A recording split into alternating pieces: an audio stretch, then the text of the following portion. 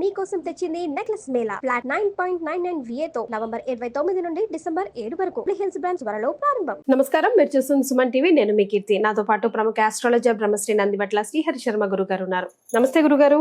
వాగర్థావివ సంపృక్తౌ వాగర్థ ప్రతిపత్తయే జగతః పితరౌ వందే పార్వతీ పరమేశ్వరౌ ఆదిత్యాయ చ సోమాయ మంగళాయ బుధాయ చ గురు శుక్ర శనిభ్యశ్చ రాహవే కేతవే నమః. శృంగేరి జగద్గురు పీఠాధిపతులకి, కంచి పీఠాధిపతులకి నమస్కారములు తెలియజేసుకుంటూ కార్యక్రమాన్ని ప్రారంభిద్దాం. గురుగారు, ఈ జనరేషన్ లో వివాహ వేడుకలు అనేక రకాలుగా జరుగుతూ ఉన్నాయి. వివిధ మతాల్లో, వివిధ కులాల్లో వివిధ రకాలుగా చేసుకుంటూ ఉంటారు. మొట్టమొదటిసారిగా ట్రెండింగ్ లోకి వచ్చింది ఈ భూత శుద్ధి వివాహం అన్నది సమంత గారి పెళ్లి తర్వాత. దీని అంతరార్థం ఏంటి గురుగారు? అంటే ఇది మన ట్రెడిషన్ లో ఎప్పటి నుంచో ఉందా, మనకి తెలీదా, లేకపోతే ఇప్పుడు హైలైట్ అవ్వడానికి కారణం ఏంటి?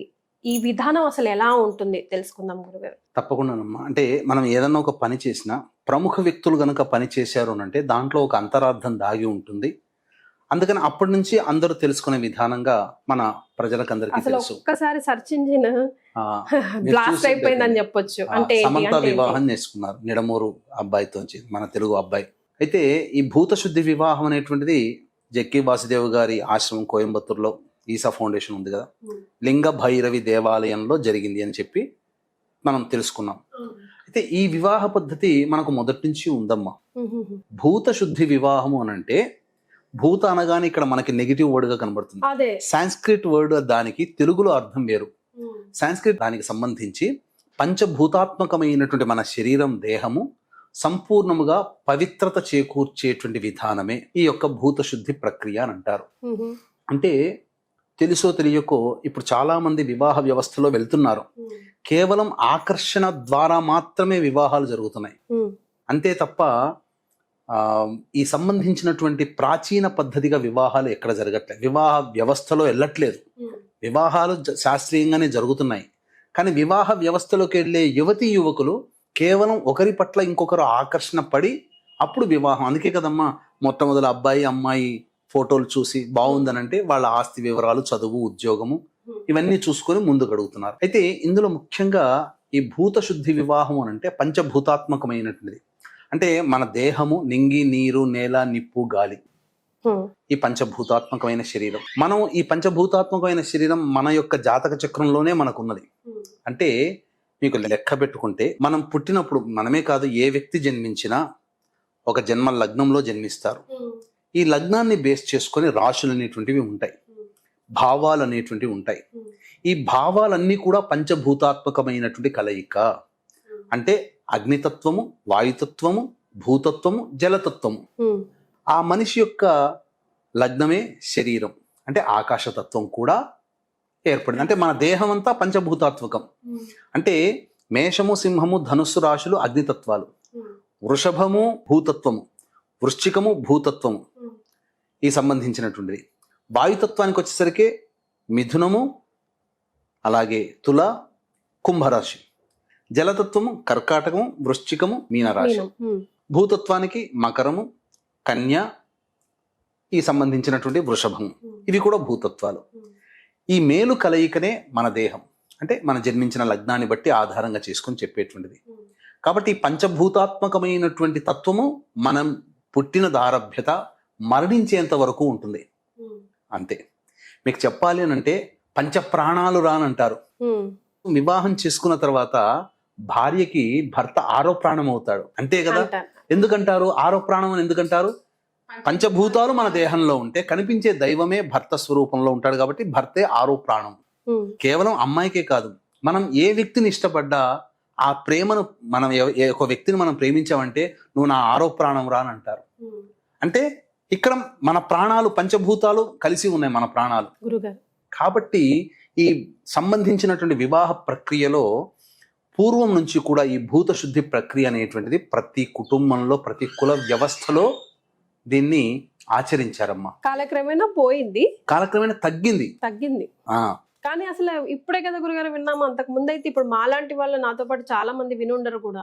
ఎందుకమ్మా? ఇప్పుడు మీరు ఈ యొక్క భూత శుద్ధి వివాహం అని అంటే దాంట్లో వివాహం కాదలిచినటువంటి అబ్బాయి అమ్మాయి యొక్క జాతకాన్ని అనుసరించి ఆ జాతక చక్రంలో ఉండే దోషాలని తొలగించే ప్రక్రియే ఈ భూత శుద్ధి ప్రక్రియ అని అంటారు.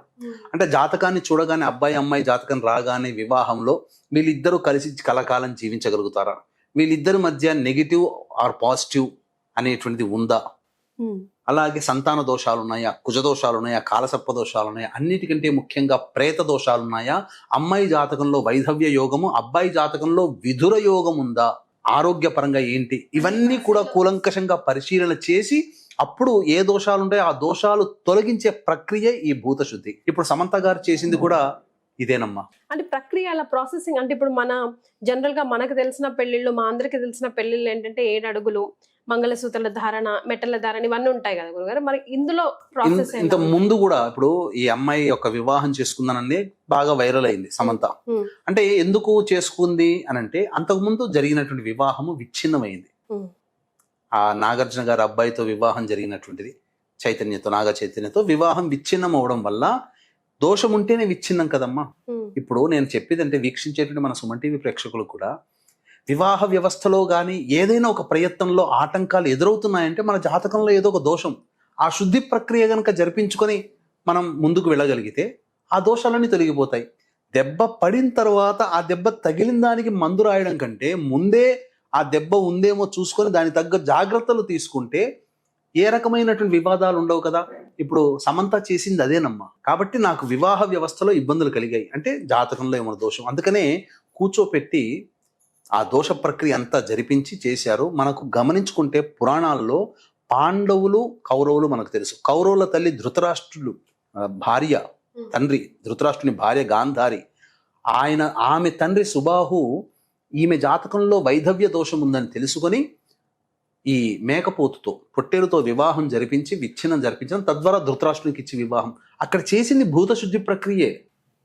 అందుకనే వివాహం కావాల్సినటువంటి అమ్మాయి జాతకంలో ఏదైనా దోషం వైధవ్య యోగం ఉందనంటే ఘట వివాహం చేస్తారు. అబ్బాయి జాతకంలో విధుర దోషం ఉంది అనంటే అర్క వివాహమో లేకపోతే కదలి వివాహమో జరిపిస్తారు. ఇది విధానం, పద్ధతి.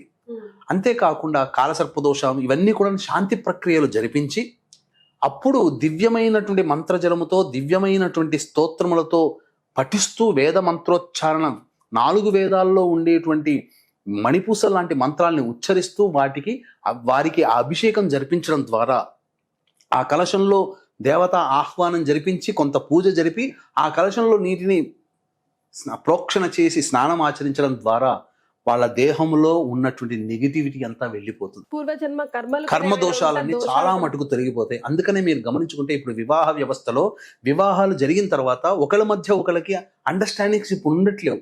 ఈ ప్రక్రియ గనక జరిపించుకున్నట్లయితే ఏం జరుగుతుంది, పూర్తిగా ఆ దోషాలు తొలగిపోతాయనంటే ఆ దోషాల బారిన పడకుండా మన మనస్సు కంట్రోల్లో ఉంటుంది. ఇప్పుడు చిన్నదానికి విసుక్కోవడం ద్వారా అది పెరిగి పెద్దదైపోయి విడిపోయి ఈగో ప్రాబ్లమ్స్ తో విడిపోతున్నారు కదా ఎక్కువగా ఇప్పుడు ప్రజెంట్ కాలంలో.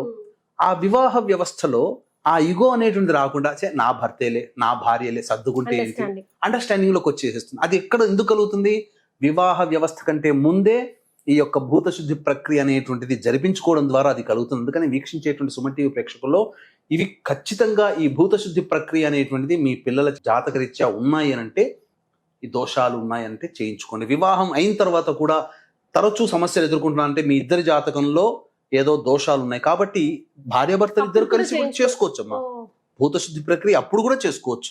ఎందుకంటే మన దేహంలో ఉన్నటువంటి నెగిటివ్ అంతా కూడా వెళ్ళిపోతుంది అప్పటి నుంచి. ఎందుకంటే నా యొక్క వ్యక్తిగతమైనటువంటి పర్యవేక్షణలో ఈ భూత శుద్ధి ప్రక్రియ వివాహాలు ముందు కూడా వివాహ తదనంతరం దాంపత్య దోషాలు వచ్చినా ఈ ప్రక్రియలు చేయించామమ్మా. తద్వారా మాకు ఈ అబ్బాయి నాకు భర్తగా వద్దు, నేను చేసుకున్నా కానీ నాకు వద్దనుకున్న వాళ్ళు కూడా కలిసిపోయారు, భార్య వద్దనుకున్న వాళ్ళు కూడా మళ్ళీ కలిసిపోయారు, ఆనందంగా జీవిస్తున్నారు, పిల్లా పాపలతో సంతోషంగా ఉన్నారు. వివాహం కంటే ముందు కూడా ఈ ప్రక్రియ జరిపించుకున్న వాళ్ళు ఆనందంగా జీవిస్తున్నారు. ఎందుకంటే జాతకంలో ఉండేటువంటి నెగిటివిటీ పోతుంది, పంచభూతాత్మకమైనటువంటి ఈ శరీరము పావనమవుతుంది, పవిత్రత ఉంటుంది. గత జన్మ కర్మదోషాలు ఉండడం, మలినమైనటువంటి దోషాలతో కూడుకున్న జీవనం అనేటువంటి పుట్టుకతోనే వస్తుంది. కాబట్టి ఆ పుట్టుకతో వచ్చేటువంటి దోషాలని నిర్మూలించి చక్కగా పాజిటివ్ వేలో మనం వెళ్ళగలిగేటువంటి ప్రక్రియ ఈ భూత శుద్ధి ప్రక్రియ. ఇది ఏమి కొత్తది కాదు, కొన్ని క్షేత్రాల్లో చేస్తున్నారు.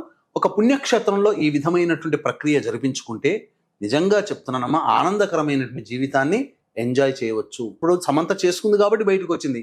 ఎంతో మంది ఆల్రెడీ చేయించుకున్న వాళ్ళు ఉన్నారు, ఎంతో మంది చేయించుకున్నారు. కాబట్టి కొద్దిగా దీనికి సంబంధించినటువంటిది కొద్దిగా పరిహారానికి కొద్దిగా ఖర్చు అవుతుంది. వివాహం చేసేటప్పుడు అయ్యే ఖర్చులో ఈ పరిహారం ఖర్చు ఎంతమ్మా? ఆ ఆడంబరాలకి పెట్టే బదులు మనకి పెట్టుబడులకి పెట్టే ఖర్చుల్లో అమ్మాయి జీవితం అబ్బాయి జీవితం బాగుండాలని కోరుకునే వాళ్ళు ఎవరైనా ఈ ప్రక్రియ చేయించుకోవచ్చు. అవకాశం అంటే నేను ఎప్పటి నుంచో గత 15 సంవత్సరాలుగా ఈ ప్రక్రియలో చేయిస్తూ ఉన్నామమ్మా. అవకాశం ఉన్న వాళ్ళు ఇటువంటిది ప్రక్రియలో చేసుకోవాలని అనుకుంటే చక్కగా సంప్రదించి పూర్తి వివరాలు తెలుసుకొని మీ పిల్లల అందమైన జీవిత భవిష్యత్తుని మీరు ఆనందంగా ఆస్వాదించవచ్చు ఈ ప్రక్రియ ద్వారా అని చెప్పవచ్చు. సో గురుగారు, సమంత గారు పెళ్లి అన్నది పూర్తిగా తన పర్సనల్ విషయమే, కాకపోతే తన సెలబ్రిటీ అయ్యేసరికి హైలైట్ అయ్యింది.